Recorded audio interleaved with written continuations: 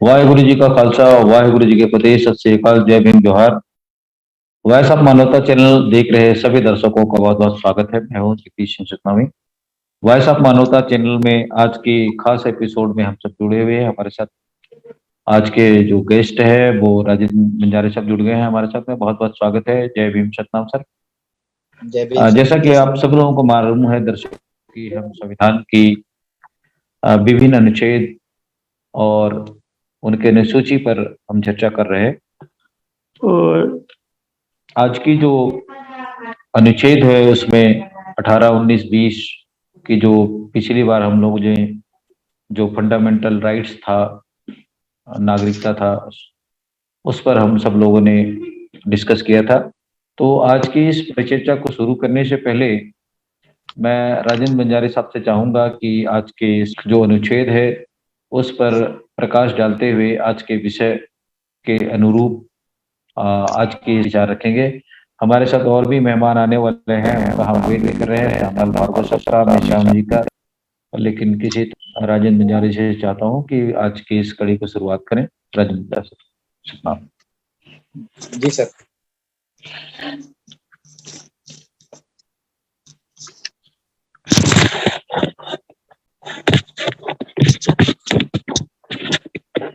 थोड़ा सा sir page पर छूट गया है जी।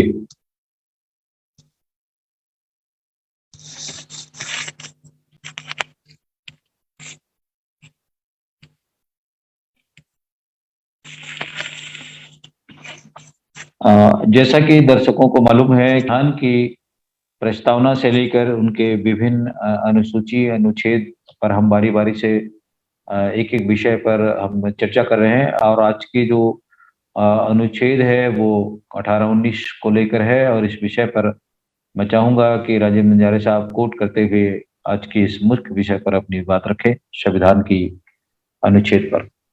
जी सर।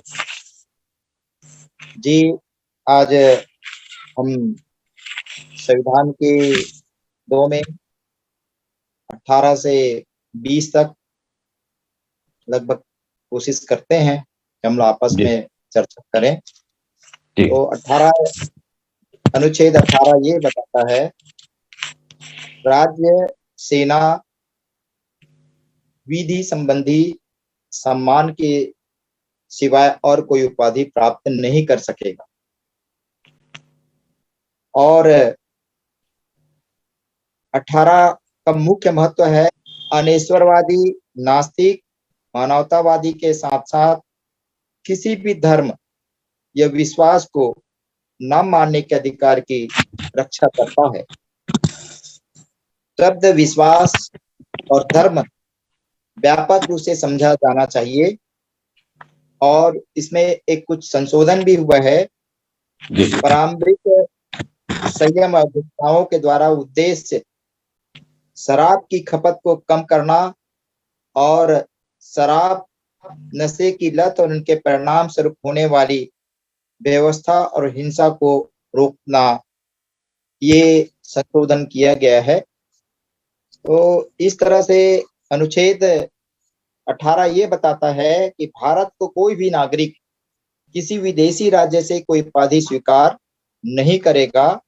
कोई व्यक्ति जो भारत का नागरिक नहीं है, राज्य के अधीन लाभ या विश्वास के किसी भी पद को धारण करते हुए किसी विदेशी राज्य से कोई उपाधि राष्ट्रपति के सहमति के बिना स्वीकार नहीं करेगा। ये हमारे 18 जो अनुच्छेद 18 ये बताता है कि हम बिना किसी के कुछ नहीं कर सकते हैं। इसी तरह से अनुच्छेद 19 बताता है,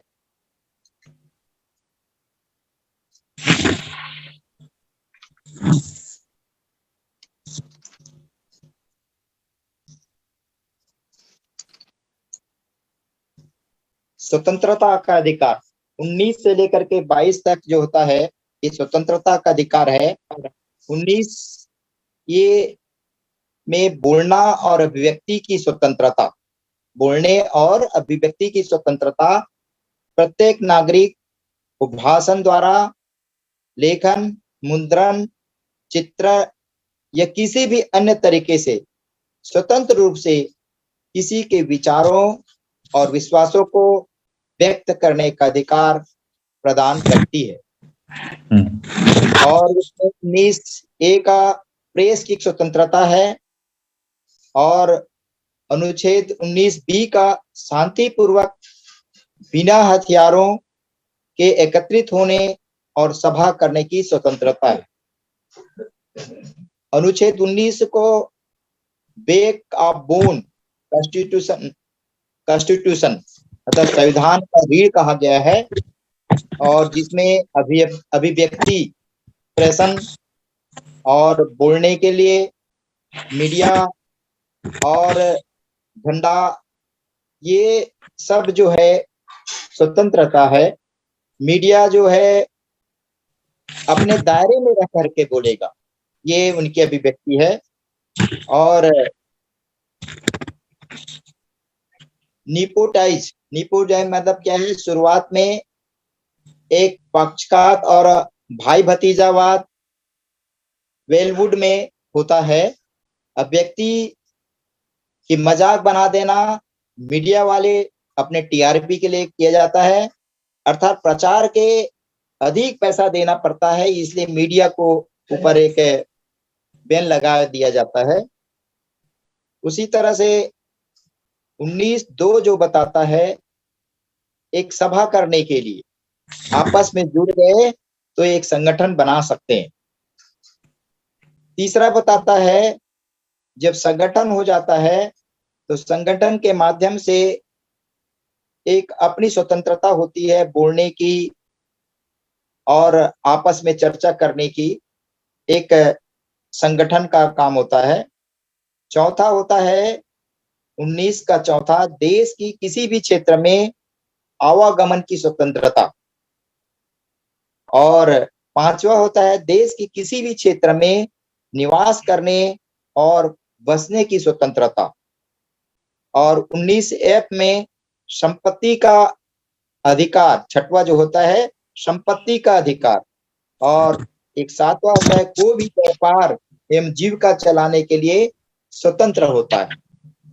इस तरह से ये 19 जो है एक संक्षिप्त में हम लोग संपत्ति खरीद सकते हैं, कहीं भी व्यापार कर सकते हैं, इनके लिए ऐसा कोई मनाही नहीं है, पर इन सब का उल्लंघन नहीं होना चाहिए। एकता, सुरक्षा, पब्लिक की मर्यादा, मॉरल कोड, विदेश में उल्टे सीधे उनके संबंध में जानकारी नहीं देना, ये हमारे देश की अखंडता को भी ध्यान रखकर काम किया जाता है। इस तरह से एक 19 का एक मूल अधिकार है और एक रक्षा करता है और सरकार उसको छीन नहीं सकता। और एक मोरारजी देसाई से एक अधिकार, कानून अधिकार लाया था संपत्ति छीनने का, और इस तरह से सुप्रीम कोर्ट के द्वारा उसको फिर बहाल किया गया। ये स्वतंत्रता जो होती है 19 जो है हमारे बहुत महत्वपूर्ण होता है। और इसके ग्रेविटेशन, इसके भी हम 19, 20 और 21 ये करने के समय का कानून है, उसी के तहत सजा मिलेगी ना मिलेगी इसके पहले उसे दोबारा उसी चीज के लिए सजा नहीं दी जाती है, एक आयोजन और दंडित। और तीसरा होता है खुद के विरुद्ध गवाही देने के लिए बाध्य नहीं किया जा सकता। इस तरह से हमारा जो अनुच्छेद है जिसके माध्यम से हम अपनी स्वतंत्रता का अधिकार है, साथ ही एक बहुत सारे इसमें क्या बोलते हैं संशोधन भी हुए हैं। जैसे वाक स्वतंत्रता में था, प्रेस की स्वतंत्रता था, अल्पसंख्यक प्रकाशन, समाज, ये सब, संपत्ति का अधिकार, ये सब जो है स्वतंत्रता थी 19 में। और 20 में अपराध के लिए था, किसी भी व्यक्ति अपराध के लिए सिद्ध नहीं ठहरा सकता जब तक कि उसे ऐसा कोई कार्य करने के समय अपराध के रूप में कोई आरोपित ना हो, अर्थात विधि का अतिक्रमण नहीं किया गया, यह अधिक शास्ति व भागी नहीं हो सकता।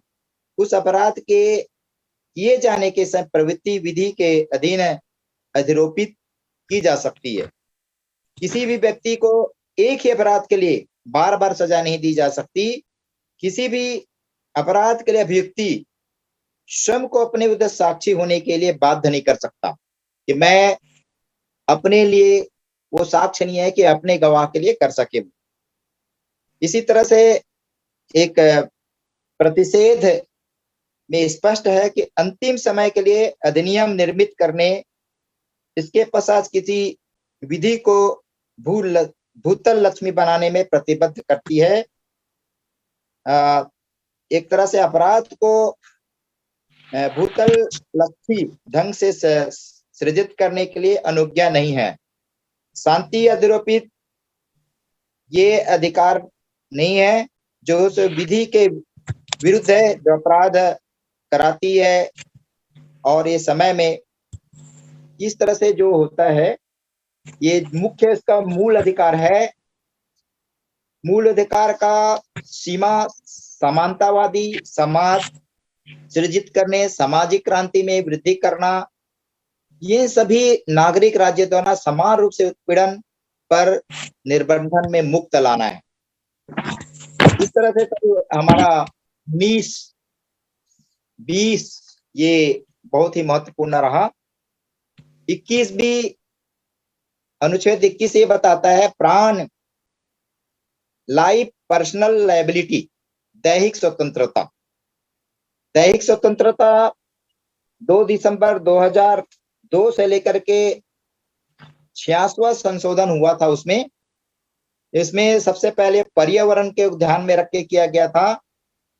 यह 6 से 14 वर्ष के सभी बालकों के लिए निःशुल्क शिक्षा अनिवार्य कर दी गई थी। आत्महत्या करता है तो उसके ऊपर भी धारा लागू हो सकता है। और हेल्थ, सरकार हमारी हेल्थ के लिए किसी प्रकार की हेल्थ के मानो ऑक्सीजन नहीं मिल रहा है, गंदगी, खाने के लिए जो उचित जगह ये अच्छे व्यवस्था नहीं हो पा रही है। तो ये प्राण एवं दैहिक स्वतंत्रता, जीवन और अभिव्यक्ति स्वतंत्रता का संरक्षण कानून बहुत सारे हैं उनके, जो मौलिक अधिकार के अनुसार से जानते हैं। प्रत्येक व्यक्ति प्रदान किया गया है कि मौलिक अधिकार सबसे महत्वपूर्ण होता है। अधिकार में से एक है जिसकी संविधान उसकी गारंटी देता है। भारत के सर्वोच्च न्यायालय ने इस अधिकार को मौलिक अधिकार का हृदय कहा गया है। विशेष अधिकार के रूप में कानून द्वारा स्थापित प्रक्रिया के अलावा किसी भी व्यक्ति को जीवन और स्वतंत्रता से वंचित नहीं किया जा सकता। यहाँ राज्य सरकार ही नहीं बल्कि सरकारी विभाग, स्थानीय निकाय, विधानमंडल आदि भी में शामिल है।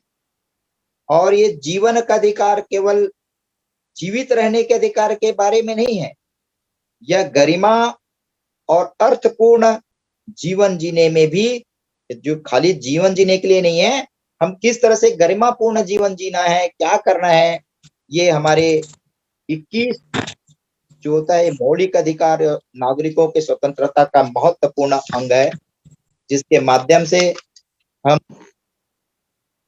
जैसे कि जीने का अधिकार में आता है चिकित्सा का अधिकार, उसको चिकित्सा का अधिकार मिलना चाहिए, शिक्षा का अधिकार, पर्यावरण संरक्षण का अधिकार, यौन शोषण से संरक्षण का अधिकार है, निःशुल्क विधिक सहायता का अधिकार है, से दाह संस्कार करना, उनके लिए भी अधिकार बनाया गया है। भिखारियों के लिए पूर्ण है। 9 जो होता है, धूम्रपान में संरक्षण का अधिकार है। विद्यार्थियों को रैगिंग का अधिकार है। और इसी तरह से बिजली, पानी, ये सभी नागरिकों को एक और उसे प्रदूषण रहित जल, हवा का भी उपयोग करना चाहिए।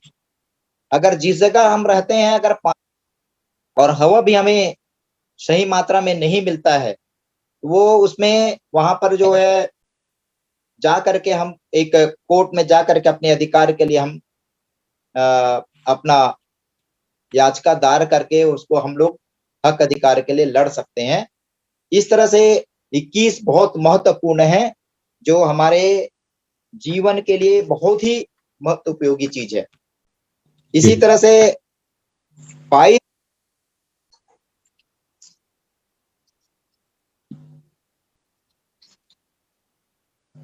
बहुत बड़ा है सर, बहुत इसमें दिया गया है मूल अधिकार, जो उसमें एक संक्षेप में जानकारी दिया था।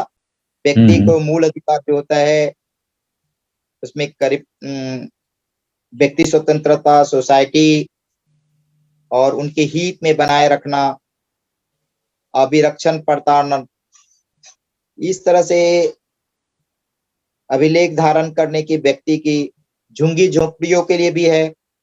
झुंगियों के लोगों का आश्रय प्रदान करना संवैधानिक प्रबद्धता है। उस समय बढ़ारा बनाम यूनियन के द्वारा 2004 में एक इसके लिए भी हुआ था। और अधिवक्ताओं की हड़ताल के लिए भी एक नियम था। ऐसी बढ़ती प्रवृत्ति को रोकने का प्रभाव किया गया था। न्याय दिया गया कि किसी कारण से रोका नहीं जा सकता। अधिवक्ताओं के हड़ताल सामान्य जन की दृष्टि से न्याय के प्रति प्रतिमा को नीचे किया गया, क्योंकि शीघ्र न्याय आवश्यकता संविधान अनुच्छेद 21 में सम्मिलित है। इसलिए अधिवक्ताओं का हड़ताल वाद कानूनी अधिकारों का एक प्रत्याख्यान कर किया गया। और 2009 में इनके उड़ीसा में एक इनके बारे में भी एक चर्चा की गई। उसी तरह से दैनिक वेतन भोगियों के लिए भी था, स्थायी अमल किया गया। भारत के संविधान में अनुच्छेद 21 के अधिकार के लिए मान ठहराया गया कि अपने समूह के राज्य नियोजन के लिए प्रतियोगिता करने के अवसर पर प्रतीक्षा करने वाले एवं व्यापक बहुसंख्यक वरीयता नहीं दिया जा सकता था। जिस तरह से दैनिक वेतन भोगी का भी शोषण नहीं होना चाहिए। उनको समय पे उनका क्या बोलते हैं, मजदूरी का और निश्चित समय हो और सही मजदूरी मिले, इनके लिए भी बहुत ही महत्वपूर्ण है। शिक्षा जो होता है, पहले भी बता चुका हूं कि 14 वर्ष के बच्चे लोग के लिए निःशुल्क शिक्षा का प्रावधान है। अगर वो नहीं करते हैं तो इसके लिए भी 16 से लेकर 6 साल के 16 साल के बच्चे को उसको निःशुल्क शिक्षा का मूल अधिकार दिया गया है, जो नागरिकता का है। लंबे समय तक विद्यालय से शिक्षकों के अनुपस्थित और वो पाठ्यक्रम और खराब परिणाम में, तो उनके ऊपर भी एक्शन हो सकता है। इतना कर कर मैं अपना वाणी विराम करता हूँ। जी, बहुत शुक्रिया राजेंद्र बंजारे सर। आपने की अनुच्छेद भाग 2, अनुच्छेद 18, 19, 20, 21 तक की जो बातें हैं उस पर आपने विस्तार से बातें रखने की कोशिश की है। बहुत शुक्रिया, हमारे साथ बने रहे। हमारे साथ श्यामलाल भार्गव साहब जुड़ गए हैं। बहुत बहुत स्वागत है भार्गव साहब। जैविक को अधूरा छोड़ा था, उस कड़ी पर फिर आज हम संविधान की अगली एपिसोड पर जुड़े हुए हैं। और मैं भार्गव साहब से चाहूंगा कि आज की जो है इस पर आप थोड़ा विस्तार से प्रकाश डालें। श्यामलाल भार्गव साहब। ओके, जय भीम सर। जय भीम। सबसे पहले तो मैं आज के शिवराज सिंह साहब, आदरणीय कुर्रे साहब, आदरणीय बंजारे जी, आप सभी को जय संविधान। लोग चर्चा कर रहे हैं, लेकिन एक चीज की कमी इसमें दिखाई देता है सर, इसलिए थोड़ा सा मन होता नहीं है। क्या है कि हमारी जो आवाज है ना, जी। वो टन टन जैसे आना चाहिए वैसा दिखाई नहीं देता है, इसलिए सब्सक्राइबर नहीं दिख रहे हैं हमारे इसमें प्रोग्राम में। अच्छा बहुत जी। कम लोग देख रहे हैं लगता है। नहीं, तो इस इसी पर को हमको जो है ना ठीक कर, तब जो है ना अब इतना मेहनत करके हम लोग बोलते हैं उसका बेनिफिट लोगों को होगा। जी, तो इस पर हम अलग से मेघराज जी से चर्चा करेंगे।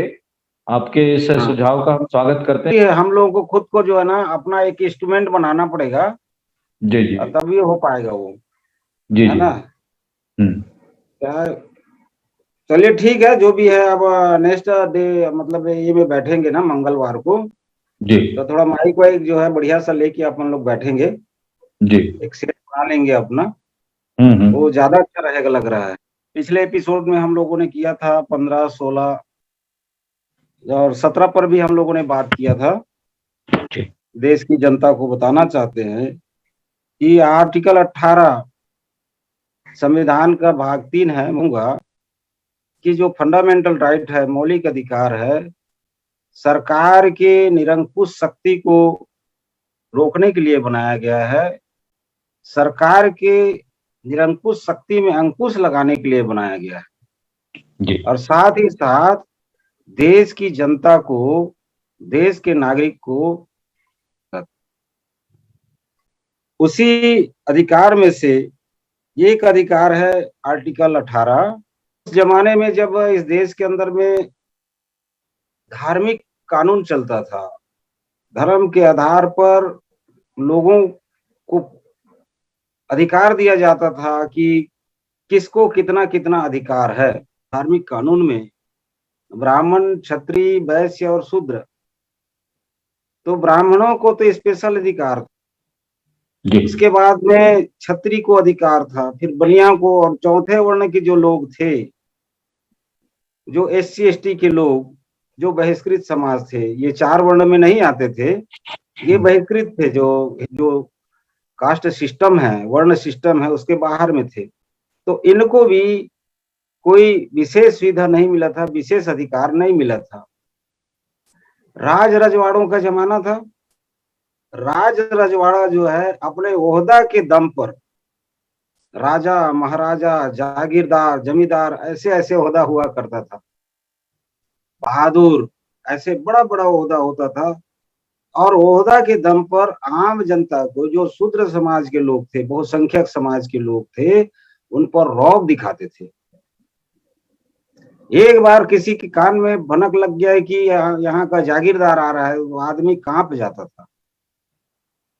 किसी को भनक लग गया है कि जमींदार आ रहा है, राय बहादुर आ रहे हैं, तो लोगों की कलेजा कांप जाती थी, क्योंकि वो ऐसा काम भी गिरदार जमींदार धौंस देते थे, और धौंस लगा करके जनता को डरा करके उनको परेशान करते थे, बेगारी में काम करवाते थे, बेगारी में मजदूरी कराते थे।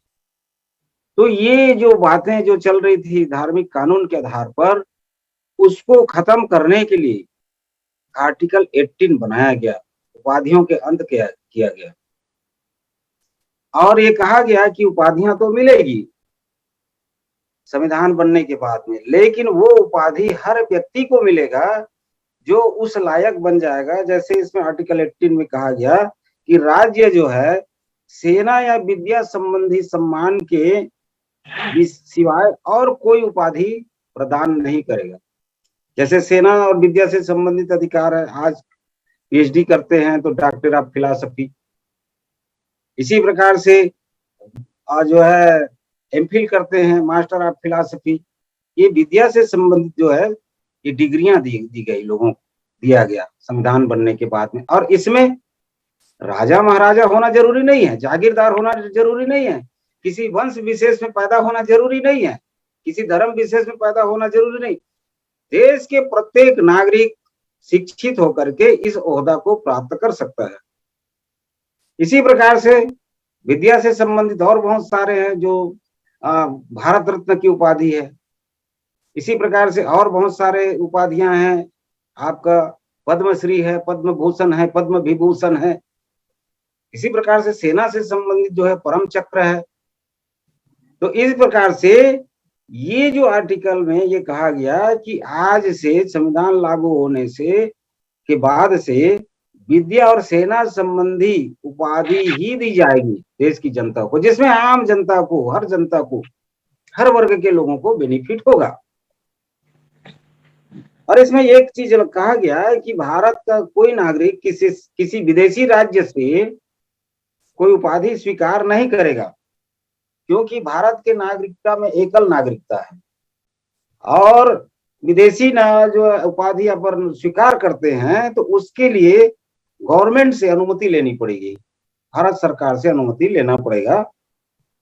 तो इस किस्म से आर्टिकल 18 को बनाया गया, हर एक व्यक्ति जो है जो को सम्मान मिल सके, उनको उपाधि मिल सके और उनके मनोबल वृद्धि हो जाए, इस बात को ध्यान में रख करके आर्टिकल 18 में उपाधियों का अंत किया गया और विद्या और सेना से संबंधित उपाधि को प्रोत्साहित किया गया और वो दिया जाता है आज की तारीख में।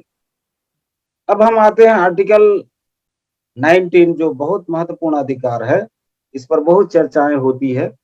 ये स्वतंत्रता का अधिकार, बहुत बड़ा अधिकार है। संविधान लागू होने के पहले तक इस देश के अंदर में बहुसंख्य समाज को जो प्रकृति प्रदत्त जो अधिकार हैं, जो 5 जो मौलिक अधिकार प्रकृति ने हम लोगों को दिया है, जैसे कहते हैं कि बोलने की, सुनने की, देखने की, महसूस करने की, इसको क्या कहेंगे अपन, जो है 5 ज्ञान इंद्रिया। तो ये 5 ज्ञान इंद्रियां हैं, इसको भी लोग उपयोग नहीं कर सकते थे। ऐसी विषम परिस्थिति थी, ऐसी समस्याएं थी संविधान लागू होने के पहले। बोले तो जीभ काट दिया, प्रकृति ने दिया है कि आप बोल सकते हैं। सहज विकास की प्रक्रिया से हर आदमी अपनी भाषा को बोल सकता है, सुन सकता है, समझ सकता है, लेकिन आप बोले तो जीभ काट दिया जाता था। ऐसी व्यवस्थाएं थी। अगर किसी अच्छी बात को सुन लिए तो कान में शीशा पिघला करके डाल दिया जाता था। ऐसी खराब व्यवस्थाएं थी उस जमाने में।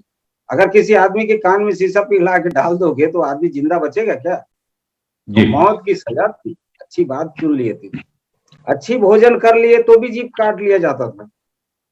सार्वजनिक सड़कों पर चलने पर कभी कभी तो ऐसा होता था कि पैर को काट लिया जाता था। ऐसी विषम परिस्थिति थी।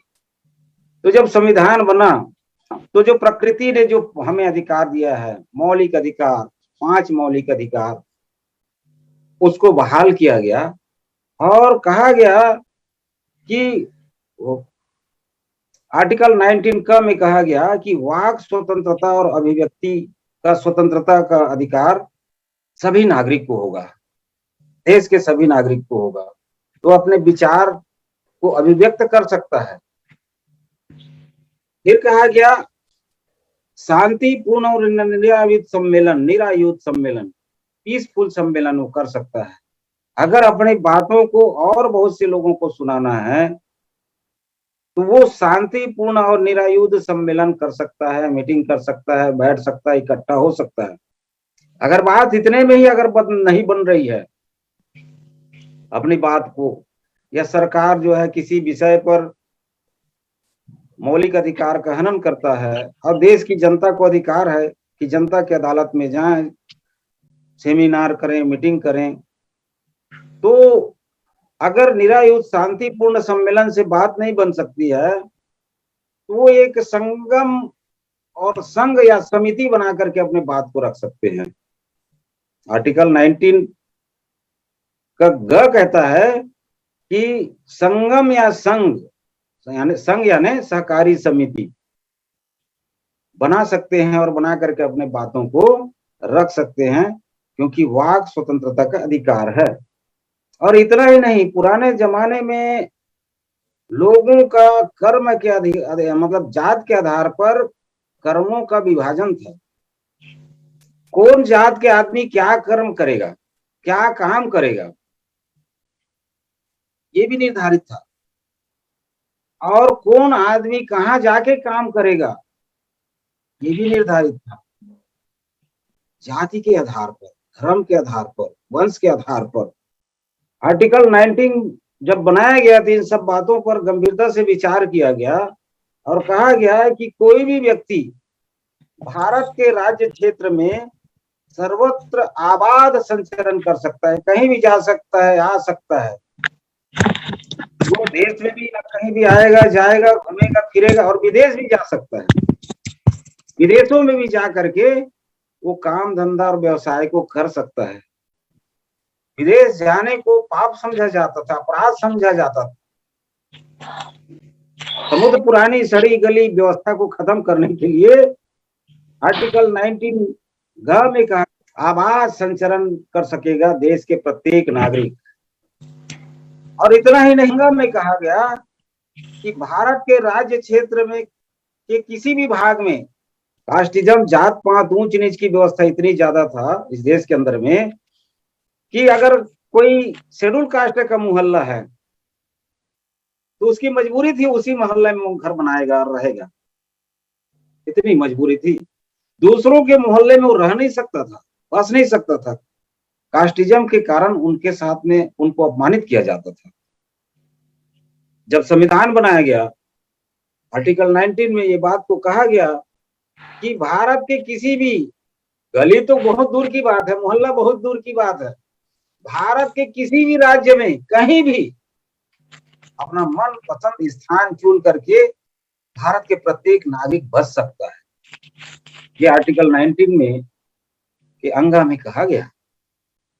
उसके बाद में आर्टिकल 6 में कहा गया पुरानी सड़ी गड़ी व्यवस्था को खत्म करने के लिए कि वर्ग के और जन्म के आधार पर लोगों का जो है श्रम का विभाजन किया गया था, पेशा किया गया था कि भाई जो शूद्र समाज के लोग हैं, चौथे वर्ण के लोग हैं, वो ऊपर के वर्णों का सेवा करेगा, उसके सिवाय दूसरा काम वो नहीं कर सकता है। जैसे नाई का काम बाल बनाना है, दाढ़ी बनाना, अगर वो दूसरा काम करेगा तो उसके ऊपर पनिशमेंट होता था धार्मिक कानून के आधार पर, पुरानी व्यवस्था के आधार पर।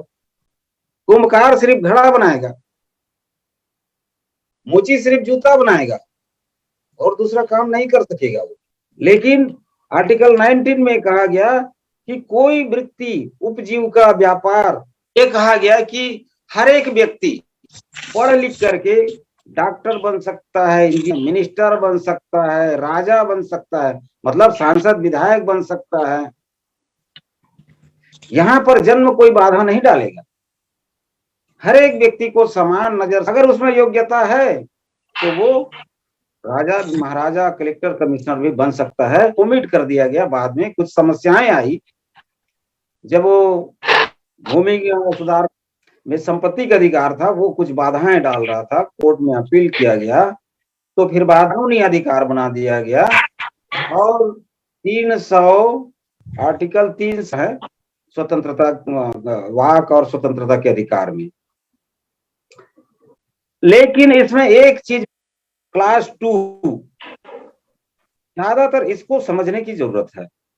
राज्य क्षेत्र में कहीं आवास संचरण की बात करते हैं, भारत के राज्य क्षेत्र में कहीं बसने का, कहीं भी जाकर के कुछ भी ऐसा करें जिसमें देश के हित में। आर्टिकल 19 क्लास 2 में ये खंड कहता है,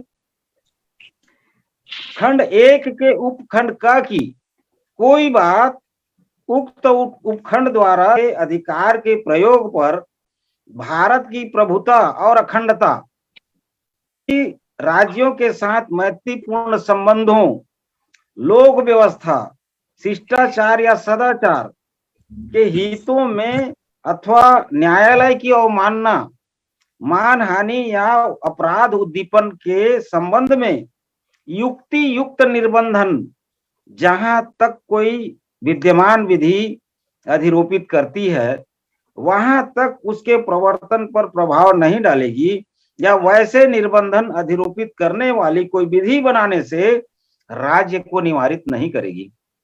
यानी लोक व्यवस्था, सदाचार और स्वास्थ्य को ध्यान में रख करके वाक आदि विषय कुछ अधिकारों का स्वतंत्रता रहेगी। दादू क्या हो गया, मेरे मोबाइल को देख तो।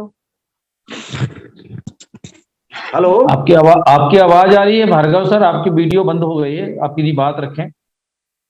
हाँ जी। तो युक्ति युक्त निर्बंधन के साथ में अपने अधिकारों को उपयोग करने का कुछ भी करे, जैसे लोक व्यवस्था सदाचार के संबंध में अब कोई आदमी आता है, रैली निकालता है, अब तलवार लेकर के निकाले, जिसका प्रतिबंध सार्वजनिक रोडों पर जो है डांस करे, नाचे, भाला लहरा करके, तलवार लहरा करके है, बर्छी है, और उसको लहरा रहा है, किसको डरा रहे हैं, धमका रहे हैं।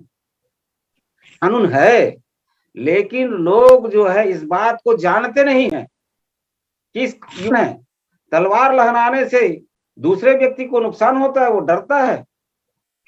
एक अधिकार मिला हुआ है स्वतंत्रता का, वो एब्सोल्यूट राइट नहीं है कि आप कुछ। सिख धर्म में आर्टिकल 25 में उनको कृपाण रखने का अधिकार दिया गया है, लेकिन बाकी सारे लोगों में अगर वो तलवार लहराते हैं, रोडों पर नंगा नाच करते हैं, कानून के विपरीत है, संविधान के विपरीत है।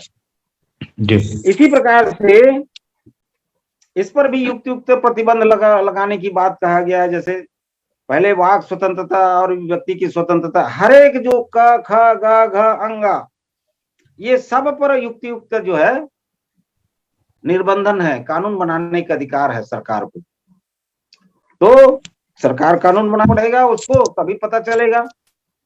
संविधान पढ़ना जरूरी है। अपराध के लिए तब तक दोष सिद्ध नहीं ठहराया जाएगा जब तक कि उसने ऐसा कोई कार्य या उससे अधिक शास्ति का भागी नहीं होगा जो छानबीन करके उसको उस प्रवृत्त विधि जो उस समय का कानून था, जिसको उसने फंसा देते थे, प्रताड़ित करते थे, कोई विधि बना है, आईपीसी, सीपीसी, सीआरपीसी, किसी व्यक्ति को, हाँ आर्टिकल इसमें 20 क्लास 1 में ये भी कर पर उसको सजा दी जाएगी। बाद में उस कानून में जब अमेंडमेंट होगा तो 5 साल का सजा दिया जाएगा, ऐसा नहीं है।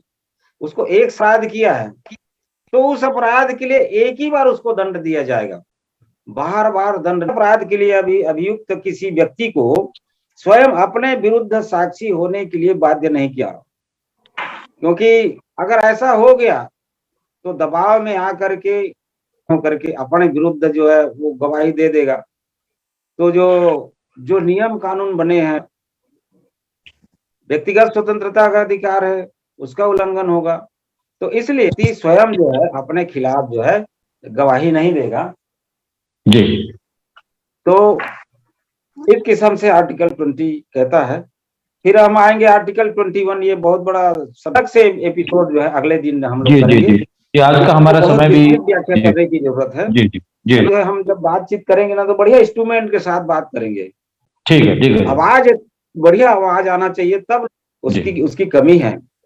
जी, बहुत शुक्रिया आज के इस कार्यक्रम में जुड़े का, और श्यामलाल भार्गव जी का। हम इस एपिसोड में जो संविधान की जो भाग 2 और अनुच्छेद 18, 19, 20, 21 पर आज चर्चा हुई विस्तार पर, तो मैं चाहूंगा हमारे दर्शकों से कि आज की इस महत्वपूर्ण विषय पर जो चर्चा हो रही है, या संविधान की जो जितनी भी कड़ियां हम शुरू किए हुए हैं, उस पर अपनी राय और प्रतिक्रिया से हमें अवगत कराएं।